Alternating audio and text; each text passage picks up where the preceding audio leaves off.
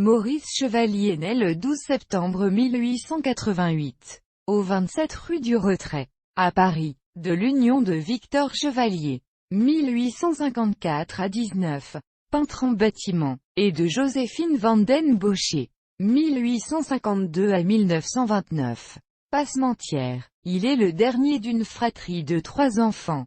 Il a 2 frères, Charles, 1877 à 1938, et Paul, 1884 à 1969.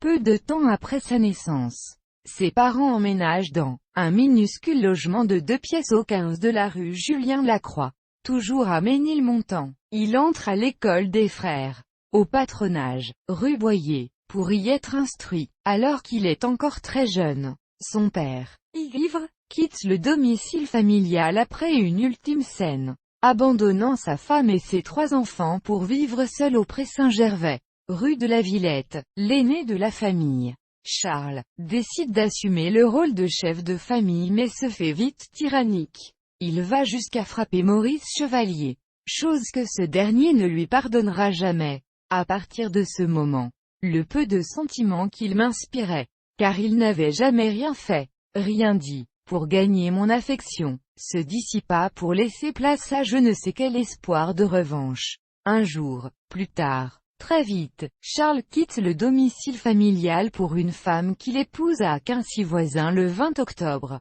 1900 et abandonne ainsi sa famille à son tour. Seuls restent ses frères Maurice, Paul, qui est apprenti graveur sur métaux, et leur mère, qu'il surnomme la Louque, dont les finances souffrent de ces 2 départs soudains.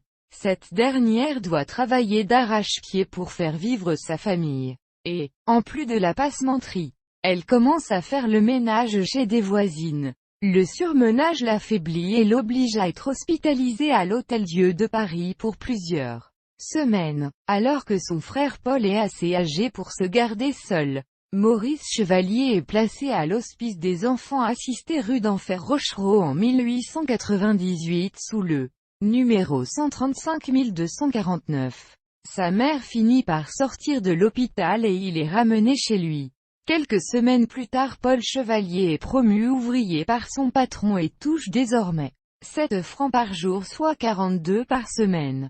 Ce nouveau salaire couplé à celui de la Louque permet aux chevaliers de déménager du 3e étage de leur bâtiment vers le 1er, dans un appartement avec une fenêtre sur la rue. Maurice Chevalier entre à l'école communale de la rue Julien Lacroix, dans laquelle il restera 2 ans, jusqu'au certificat d'études. Sa famille et lui vont tous les samedis et souvent le dimanche, soit au Palais du Travail, soit au cirque d'hiver, soit au concert du commerce ou au cirque Medrano.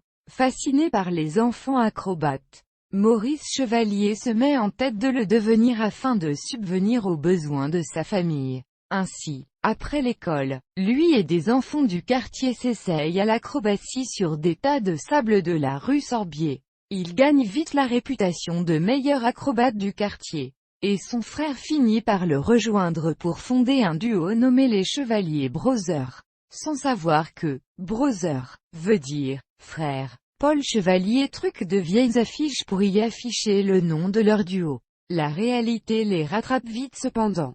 Il manque de force et de souplesse. De plus, venant d'obtenir son certificat d'études, il est temps pour Maurice Chevalier de se faire embaucher comme apprenti. Son frère le fait engager par son patron pour y apprendre la gravure sur métaux mais il est vite renvoyé, n'ayant que l'acrobatie en tête. Son frère décide finalement d'abandonner l'idée du duo d'acrobates. Mais avant de l'abandonner à son tour, Maurice Chevalier se fait prendre à l'essai et sans salaire dans un trio acrobatique. Au cours d'un exercice, il heurte un camarade et s'évanouit, le visage ensanglanté. Pour sa sécurité, sa mère lui demande alors de changer de projet. D'abord découragé, il pense ensuite à devenir chanteur. Il lui faut néanmoins se faire engager comme apprenti. Il est tour à tour menuisier, électricien, peintre sur poupée, imprimeur, commis marchand de couleurs, constamment renvoyé de par son inattention due à son nouveau projet.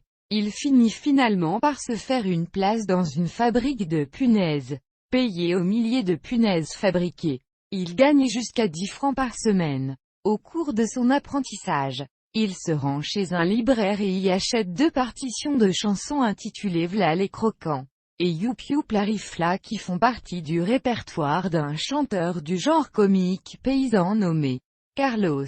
Il commence à s'entraîner à les chanter en imitant la gestuelle du chanteur. Il se procure également un ensemble de vêtements et accessoires que ce dernier a l'habitude de porter sur scène. Il se fait de fait moins attentif au travail. Son manque d'attention finit par lui coûter cher, car il s'écrase le doigt avec sa machine, ce qui l'oblige à arrêter le travail jusqu'à sa cicatrisation. Au cours de ce temps libre, il se rend dans un établissement au public essentiellement ouvrier situé boulevard de Ménilmontant, le Café des Trois Lions, dans l'optique d'obtenir le droit d'y chanter ses 2 chansons sur scène. D'abord interloqué, le propriétaire des lieux consent à le laisser chanter, mais ajoute qu'en fait de salaire, il n'aura droit qu'à un café au lait. Extatique, Maurice Chevalier accepte l'offre. Le soir venu, déguisé en paysan, le pianiste du café lui demande dans quel ton il chantera. Ne connaissant rien à la musique, il lui répond de jouer dans le ton qu'il désire. Le pianiste commence alors à jouer V'là les croquants. Maurice Chevalier entre en scène et, alors qu'il chante, il crée l'hilarité générale dans la salle. Pensant triompher, il chante plus fort encore et termine la chanson dans une ovation complète. Il sort de scène et 3 chanteurs de la salle lui expliquent que la raison pour laquelle il a tant fait rire le public est qu'il chantait 3 tons plus haut que le pianiste, et qu'il forçait beaucoup trop sur sa voix. Déçu, il rentre chez lui accompagné de son frère et sa mère rieur, qui le réconforte néanmoins en l'assurant qu'il sera bien meilleur quand il aura répété à l'avance. Nous sommes en 1900 et Maurice Chevalier a 12 ans.